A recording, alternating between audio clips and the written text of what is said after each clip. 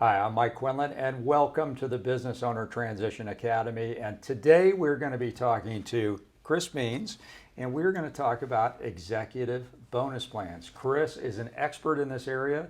He's with Pinnacle Planning here in Atlanta and in Savannah, Georgia. That's right. And he uses insurance products to go ahead and fund executive bonus plans for business owners that are trying to take care of their most valuable executives. Isn't that right, Chris? That's right. Yeah, protecting human capital. Protecting human capital. So we talk often about asset protection.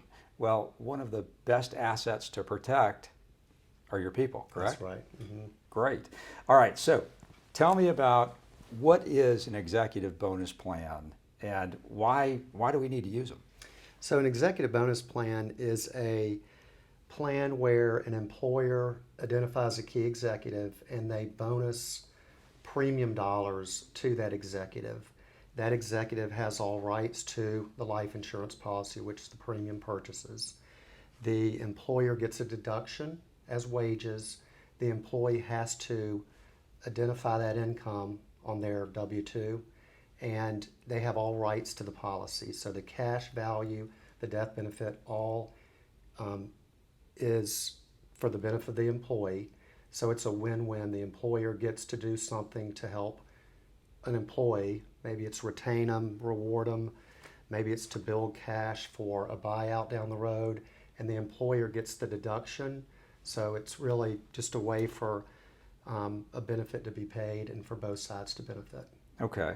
And so I'm going to go off script just a little bit here. So for owners that have businesses and they're looking to do one of two things. They want to take care of an employee, a key employee, or they want to use this in a business transition scenario. How far out do they need to start doing this kind of stuff? Probably 10 to 15 years they would need to, because the money needs to grow within that policy to get to a cash value benefit that would be worthwhile to bring out and purchase the company. Right. Or if they're supplementing retirement, they need those years for the money to grow. Okay. And so does the form of business matter? Can it be Any company entity can do it. C corps can do it on the owner, primary owner, and get a deduction.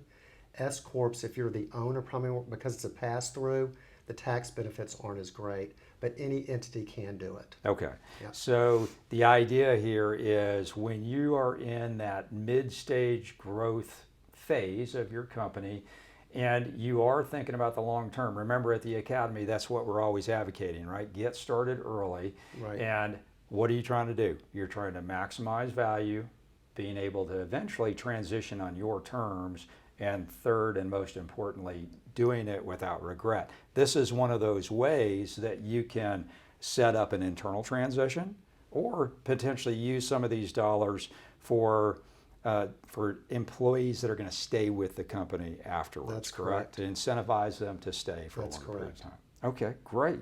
So obviously there are myriad ways to do executive bonus plans, right? I mean, you can do them pretty much an infinite amount of You ways. can, yes. So what are the benefits, though, of using insurance to fund the plan?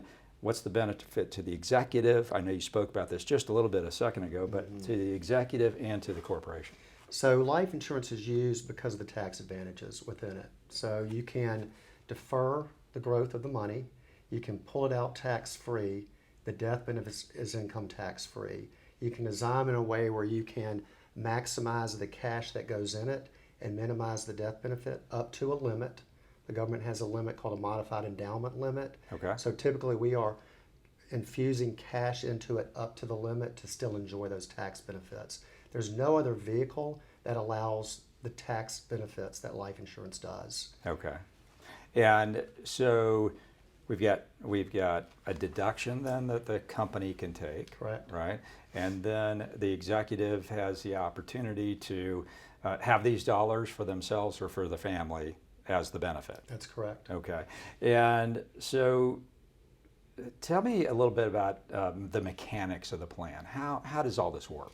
So the company identifies the employee that they want to do this plan on, or employees. The beauty of it is they can discriminate. There's Okay. no ERISA law attached to it like 401k plans. So they identify the employee. And let me just stop you there for a second. Let's talk about, that word discriminate. Be a little bit more, give us a little more clarity around what that exactly So that means that they can pick anybody to be under the plan. They do not have to follow guidelines like they may have to on group health or group benefits. Okay. It can be themselves. It can be the owner. It can be key executives. It can be a key person that may not be a big income earner. So they have total flexibility. Got It it. can be one person. It can be 10. Flexibility. There's no filing. There's no reporting. So once they identify that executive, they typically come up with an amount they want a bonus. Right. So say it's 50,000. They said we're going to do this over 20 years. Whatever 50,000 buys of life insurance on that executive drives the death benefit. Okay. So they're going to do that. They're going to pay that to the executive. Like I say, they get the deduction. The premium is paid to the company. The executive gets to identify the beneficiary, and they own it, and they have all rights to that policy. Cash value death benefit. It's like a great permanent life insurance benefit that they're only paying their tax on the bonus amount. Okay. So it's great leverage for the executive. Okay. And now I understand that there's a couple of ways to do this, right? You could do it's a single bonus or a double bonus type scenario. How do those Correct. work? So single bonus means that the 50,000 is reported on the W-2 of the executive. They're going to pay tax in whatever their bracket is Right. on the 50,000. It's compensation to me. It's compensation. Right. The double bonus means they're going to increase that bonus so there is no out-of-pocket tax to the executive. Okay. That's more when it's the owner. For the owner's benefit, they'll Right. always double bonus it up. Yep. Sometimes the executives, they'll just do a regular bonus plan. Okay. Yeah. Now, I'll understand also that there's a restricted executive bonus plan, because if I'm doing this long out, right, that 10 to 15 years out, what's worse than a business divorce, right? Right. So Exactly. what am I doing about that person that, that it just doesn't go the way we want it to go, and they're going to leave? That's a great question. So you can restrict the plan, meaning that you can limit the cash value ownership to the executive. And there is no limit on the timetable. So say it's a 50,000 bonus for 20 years. Mm-hmm. You can literally say every year we're going to give you 5% of the cash value, nothing more. And you're basically handcuffing that executive or incentivizing him to stay at least 20 years before they have full rights to the policy. Got it. Now, one negative to that is the corporation that is not an asset on their balance sheet. They can't get to the cash value, they can only restrict it. Okay. If they have the right to get to the cash value, they lose the deduction. So we don't Got ever it. want that. Okay. And can you do what's referred to as cliff vesting for something You like this can. as well? So if Yeah. I decided that I wanted to have that employee stay a couple extra years after the actual transaction completed, You absolutely I can could do cliff vest at that point? You can. Okay. Yeah, there's a lot of flexibility, and that's another reason business owners like this design. Okay. And can you change those provisions after this is put in place, or do you have to do it? It depends on if you have a separate written agreement that a lot of companies do have, you really can't do it without both Okay. parties agreeing to it. If you don't, if it's kind of just a verbal, then obviously you can. Right. Yeah. Now, are there any deferred comp rules that may be associated with this 409A or any issues like that? Not with executive bonus plans. Okay. Yeah, it's very simple, very straightforward, but it's very useful. Okay, great. All right, so let's recap the primary elements, the key elements of this. So for the employer, they get to provide a benefit to an executive to possibly handcuff them, reward them, retain them. Okay. They can discriminate. They don't have to follow ERISA rules. They can provide a great benefit with a tax deduction, so they get good leverage. Right. They can create a plan where they're building cash for possibly that executive to buy into the business down the road. Yep. So, and they're doing all this with discounted dollars. Yep. For the executive, Yep. it's a great thing because they're buying for pennies on the dollar a permanent life insurance policy with death benefit, with cash value that they have all rights to, and they're only paying the tax on the bonus amount. Yeah. So from a investment perspective to say, if you start early, I think in your example, it's a 35-year-old or It something. is, yes. And when they do that and they commit to this over a 20-year time frame, the actual ROI on that's pretty good, isn't it? Very good. And the investment with products today, it's not just the whole life chassis or the universal life chassis, the carrier investing the money and getting a small return. Now we do S&P returns. And with one carrier, they actually will guarantee 4%. They'll max at 12.5% or anything in between the actual S&P. So you're able to use a life insurance contract that's very conservative, but take advantage of equity markets with guarantees. Got it. So that cash value buildup is probably better than in products that are older. Right. So it's really a good equity play. Okay. Well, we look at this as that asset protection, sometimes business continuity and continuation, right? But to also be able to do it with a tool that is beneficial to the business and beneficial to the executive, it Right. just makes it that much easier. It does, and they both have great benefits on either side. Okay, great. So we've talked a little bit about cost benefit summary, but do you want to amplify that a little bit more for the chart we're going to be showing? Yeah, so if you mentioned a 35-year-old, if that 35-year-old, if they agree that we're going to do this and fund it over 20 years, the employer will bonus $50,000. Okay. They'll get the deduction, the employee will pay, their tax on that bonus. So over that time, over that 20-year period, you're looking at a growth of pretty substantial monies. So, and say the trigger is age 65. Say it's 30 years from now, they've agreed you're going to buy into the business. So in 30 years, that cash value has grown to almost 2.5 million. The death benefit is 4.7. That 2.5 million can be accessed by the executive income tax free. Okay. Yeah. And so say the buyout's 1.5. He can use that money and 100% fund his equity play. Right.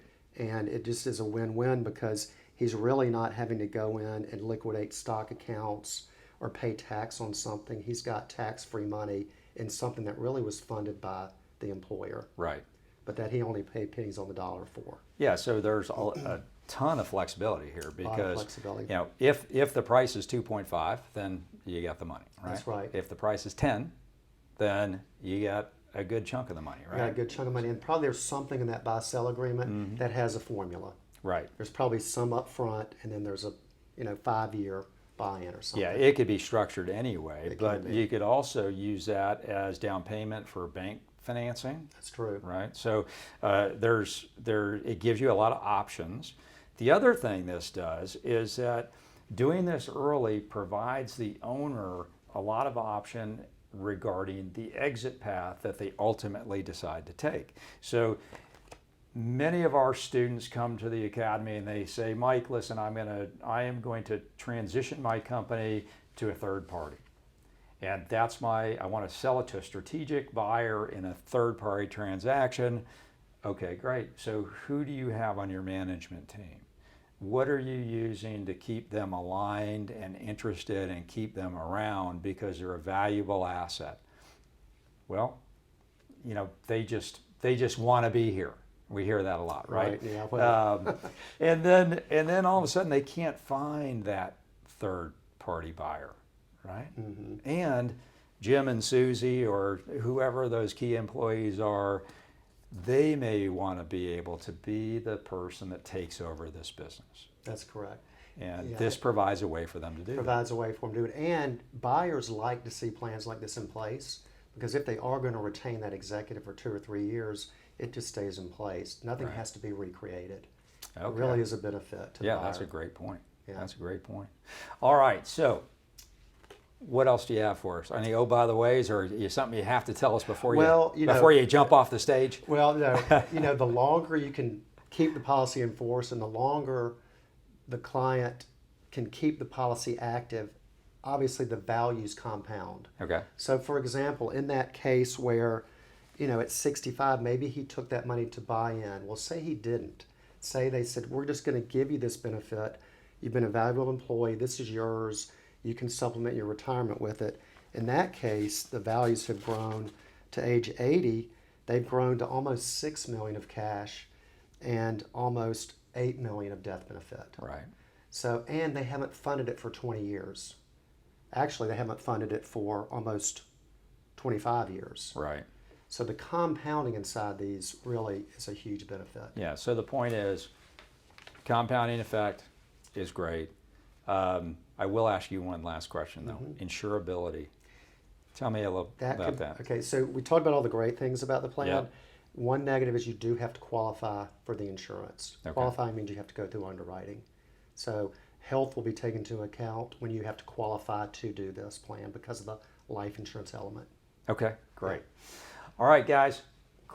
Chris is a instructor here at the Academy.